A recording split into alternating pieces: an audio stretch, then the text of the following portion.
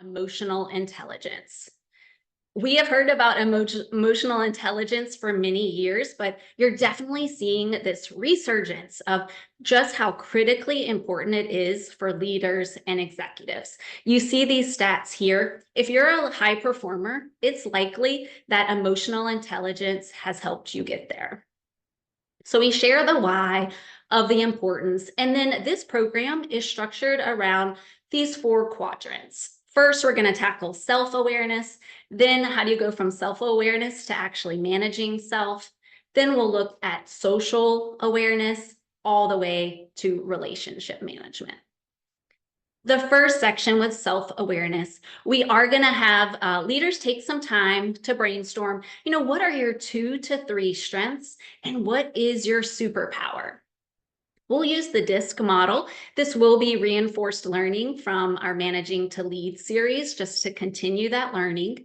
That will give folks a tool to help them really identify their superpower. Obviously, with any strength, we're going to have our opportunity areas. Leaders get a chance to think about, what's really my trigger or pet peeve? And then what's my kryptonite as a leader? So what weakens my effectiveness? This is the exercise for this section that helps leaders get a little bit more self-awareness. So maybe a leader identifies conflict as their kryptonite. They are typically conflict averse. What we would have leaders do in the workshop is think through this wheel. So whenever conflict comes up for me as a leader, I tend to think this way, feel this way, and usually the action isn't as productive. We'll leave that here and we'll revisit this wheel in the next section. But this just fosters a really strong dialogue with participants and leaders. Then we're going to move into self-management. We'll introduce this idea of emotional contagion. I'm sure some of you are kind of shaking your heads. This is what happens, right? People tend to catch and mimic emotions, and especially that of leaders. So we really emphasize how important it is to be a really stable and sturdy leader. And if you are having contagious emotions, let's let those be positive. We are going to introduce tons of tools, tons of ideas. This is just a sampling of what we'll share on how you can better manage yourself. Watch your ripple. Understand that contagion. Let's let your ripples be positive. Learn, don't burn. That's that idea of instead of reacting, how do you respond in the situation? Or how do you show up with curiosity rather than quick reactions? And then finally, how do you give space and grace? We're all human. Maybe some decisions you can table and you can really give your space, get some space and grace to make that strong decision.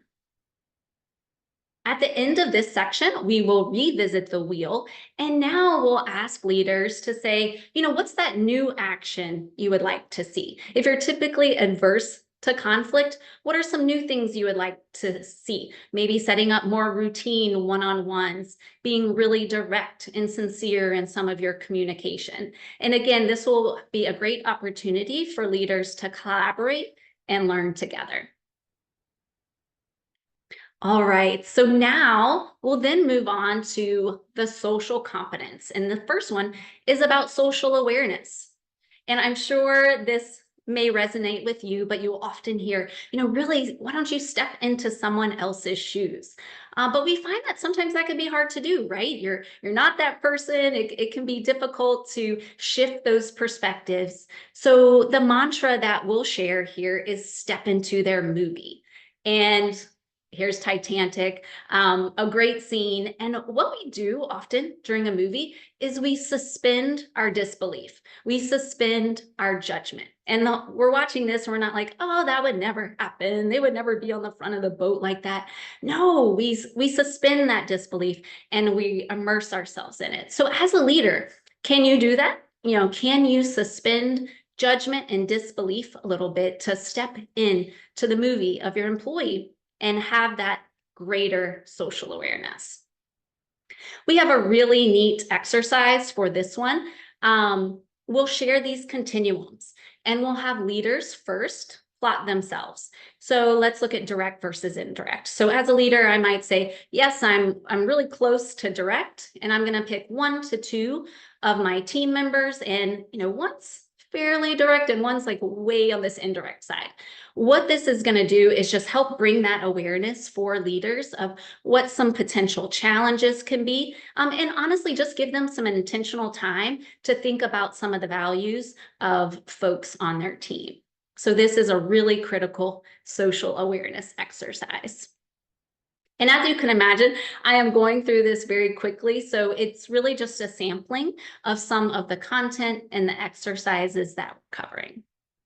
Finally, the capstone of emotional intelligence is relationship management. The idea I want to highlight here is, as a manager, as a leader, how do you fast forward to feedback, right? As a leader, we often have those blind spots. Even if we have very strong self-awareness, there's just some things that we might not know.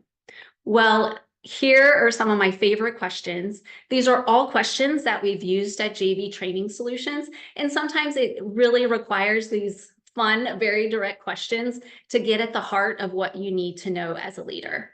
Take a look at this 4th one. That's my favorite. What have you complained about me to a friend or a family member? That really helps uncover some things that the leader might not be aware of, so that you can really improve that relationship. And then finally, under relationship management, we're going to present this formula for de-escalation. It is a simple 3-part series here. And, importantly, it doesn't end with the 4th, solve the problem. This is really how, as a leader, can you de-escalate conversations that are intense, that are high pressure, to potentially move forward down the road.